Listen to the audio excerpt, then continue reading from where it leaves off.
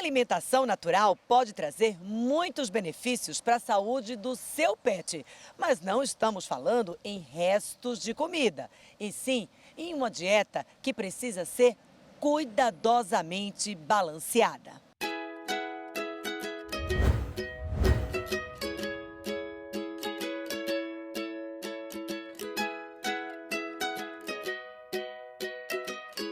Então, quando a gente tem a opção de trocar a ração por alimentação natural ou já inserir desde filhote a alimentação natural, o primeiro ponto que deve se preocupar é a questão do balanceio dessa dieta, né? Seja ela a dieta natural crua ou cozida, mas ela precisa ser balanceada. A gente tem essas duas formas de alimentação natural.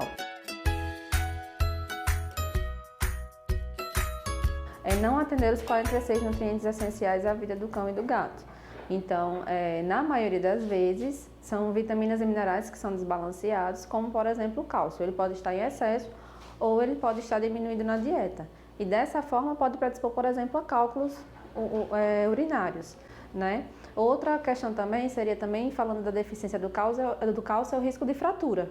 Alguns pacientes, a gente já tem visto agora mais recentemente, alguns pacientes tendo facilidade em ter fraturas, né? Mandíbula de borracha também, que é justamente a deficiência do cálcio, né? Por mais que a gente coloque farinha de casca de ovo, levedura de cerveja, ela precisa estar de forma adequada, porque se ela não estiver, a gente tem esse desbalanço nutricional.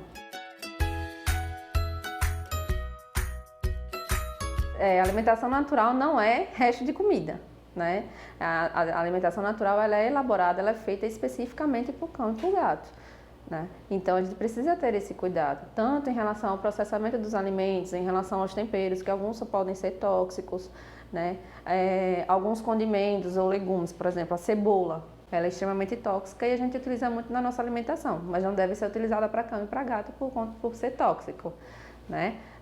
Algumas frutas também podem ser tóxicas para os cães e para os gatos, a exemplo da uva, da carambola, mas trazem muitos malefícios para esses animais, então a gente tem que ter bastante cuidado com o que vai oferecer, e o que for oferecer precisa ser prescrito pelo médico veterinário, seja ele nutrólogo para fazer a dieta balanceada mesmo, de fato, ou seja ele o médico veterinário que possa dar dicas sobre alguns ingredientes que a gente pode utilizar junto à dieta.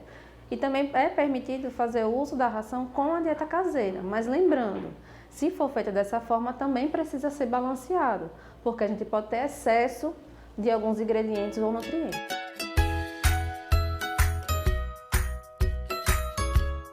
Então, com cautela. Ele pode ser ministrado, mas com cautela, e ele entra não no balanço nutricional. Não é feito aleatoriamente, não é feito que nem a gente, vou temperar mais por tempero. Ele entra como um ingrediente, um nutriente essencial. No caso, a gente tem mais sódio nele. Então, ele entra como uma fonte de sódio e não como sal, como tempero.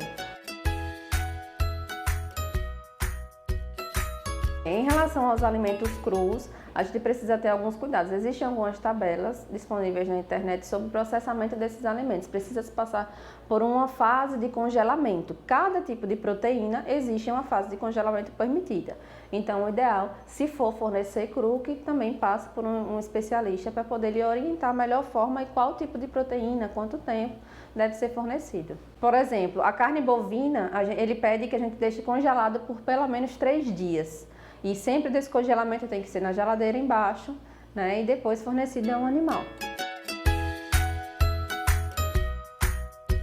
Desde que seja prescrito pelo médico veterinário, tá?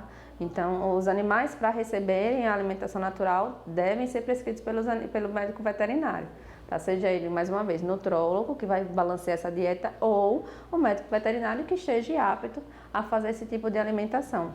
Tá? Então precisa ser prescrito, mais uma vez, para a gente tentar atingir pelo menos o mínimo necessário dos 46 nutrientes essenciais à vida do cão e do gato.